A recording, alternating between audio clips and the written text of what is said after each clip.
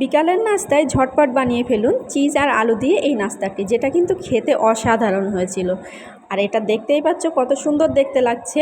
তো এই নাস্তাটি আমি কিভাবে তৈরি করেছিলাম সেই পুরো রেসিপিটা আমি তোমাদের সাথে শেয়ার করব। তো পুরো ভিডিওটা দেখার জন্য অনুরোধ রইল। আর যদি ভিডিওটি ভালো লেগে থাকে অবশ্যই চ্যানেলটিকে সাবস্ক্রাইব করবে আর ভিডিওটিকে একটি লাইক দিয়ে দেবে। আর দেখো ভিতর থেকে আলুটা কতটা চিজি হয়েছে। তো চলো রেসিপিটা ঝটপট তোমাদের সাথে শেয়ার করে নিই। তো প্রথমেই দেখো আমি এখানে কিছু পরিমাণ আলু পাতলা পাতলা করে কেটে আগে সিদ্ধ করে নিয়েছি। আর আমি সিদ্ধ করার সময় কিন্তু কোনো রকম লবণ ইউজ করিনি। তো এটা ভালো করে সিদ্ধ করে আমি জল ঝরিয়ে রেখে দিয়েছিলাম। আর একটু শুকনো মতো হয়ে আসলে তারপরে আমি এটাকে কাঁটা চামচ দিয়ে ম্যাশ করে নিচ্ছি। আর আলুটা কিন্তু এতক্ষণে ঠান্ডাও হয়ে গেছে, আমি আগে থেকে জল ঝরিয়ে রেখেছিলাম, ওই জন্য আস্তে আস্তে আমি এটাকে ম্যাশ করে নিচ্ছি।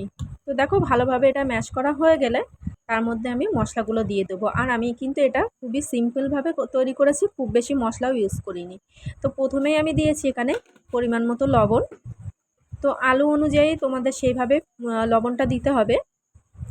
আর তারপরে আমি এখানে দিয়ে দিচ্ছি জিরের গুঁড়ো আর অল্প পরিমাণ মরিচের গুঁড়ো দিয়েছি। আর সেই সাথে দিয়ে দেবো একটু ছাই মশলা, এতে করে ফ্লেভারটা আরও অনেক সুন্দর হবে। তারপরে দিয়ে দিলাম লঙ্কার গুঁড়ো, আর লঙ্কাটা স্বাদ অনুসারে দিতে হবে, এটা বাড়িয়ে বা কমিয়ে দেওয়া যাবে। তো তারপরে দেখে নাও আমি এখানে কর্নফ্লাওয়ার ইউজ করছি।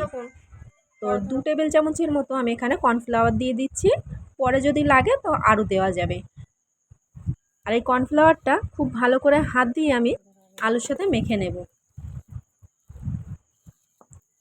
আর হাত দিয়ে মাখলে কি হয়, এটা বোঝা যাবে যে আর লাগবে কি না, আর এটা কতটা স্টিকি হচ্ছে সেটাও দেখা যাবে।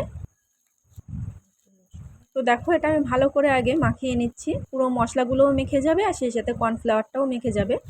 আর এখানে কিন্তু ময়দা ইউজ করলে হবে না, কর্নফ্লাওয়ারটাই ইউজ করতে হবে, তাহলে কিন্তু বেশি মুচমুচে হবে।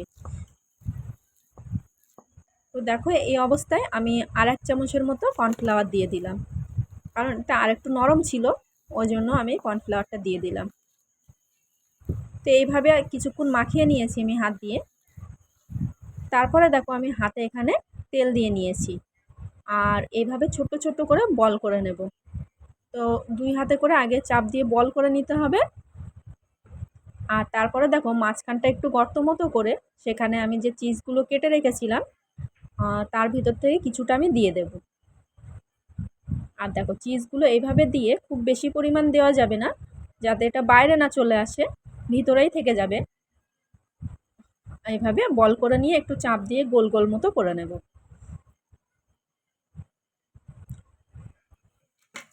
তারপরে দেখো আমি আরেকটাও দেখিয়ে দিচ্ছি। আর আমি চিজটা কিন্তু একদম ছোট ছোট করে কেটে নিয়েছিলাম, তোমরা চাইলে গ্রেটও করে নিতে পারো। তো তারপরে দেখো আরেকটা বলও আমি করে নিলাম এইভাবে, প্রথমে গোল করে নিয়ে মাঝখানে একটু গর্ত করে নিয়ে হালকা করে তার ভিতরে আমি চিজগুলো দিয়ে দেব, এই যে। তারপরে চারদিক থেকে আমি এইভাবে মুড়ে দেব। আর দেখো চিজটা বাইরে থেকে দেখাও যাবে না, এইভাবে গোল গোল করে মুড়ে দিয়ে আমি এরকমভাবে গোল শেপ করে নেব। আর এইভাবে আমি সবগুলোই করে নিলাম। এটা কিন্তু খুবই মজার একটা নাস্তা, তোমরা বাড়িতে ট্রাই করে দেখতে পারো। তো তারপরে দেখো আমি এখানে প্যানের মধ্যে তেল দিয়েছি, তার ভিতরে আস্তে আস্তে করে আমি আলুর গোলগুলো আমি ছেড়ে দিচ্ছি। আর তেলটা কিন্তু খুব বেশি গরম হলে চলবে না, মিডিয়াম টু লো রাখতে হবে। আর তার মধ্যে আমি এক এক করে সবগুলোই ছেড়ে দিলাম। আর তারপরে ফ্লেমটা একটু বাড়িয়ে দিতে হবে, মিডিয়াম টু হাই।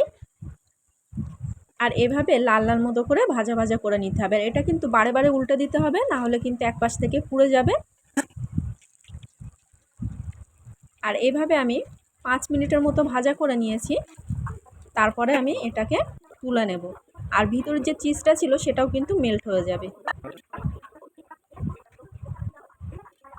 তো এভাবে একটা একটা করে আমি আগে তুলে নিলাম। এটা কিন্তু গরম গরম খেতে বেশ ভালো লাগে। তো নতুন মজাদার এই নাস্তাটা তোমাদের কেমন লেগেছে অবশ্যই আমাকে কমেন্ট করে জানাবে সবাই। আর খুবই সহজে দেখো অল্প কিছু উপকরণ নিয়েই আমি আজকে নাস্তাটা তৈরি করে ফেলেছি, যেটা তৈরি করতে আমার বেশি সময়ও লাগেনি। আর সন্ধ্যার নাস্তায় হোক বা বাচ্চাদের টিফিনে এটা কিন্তু দেওয়া যেতে পারে। খুবই মজার একটা নাস্তা, বাচ্চারা খেতে কিন্তু অনেক বেশি পছন্দ করবে। আর দেখো ভিতরে চিজটা কত সুন্দর মেল্ট হয়ে গেছে, আর ভিতর থেকে অনেক বেশি চিজি হয়েছে এটা। তো বন্ধুরা দেখা হচ্ছে আবার পরের ভিডিওতে নতুন একটা রেসিপি নিয়ে।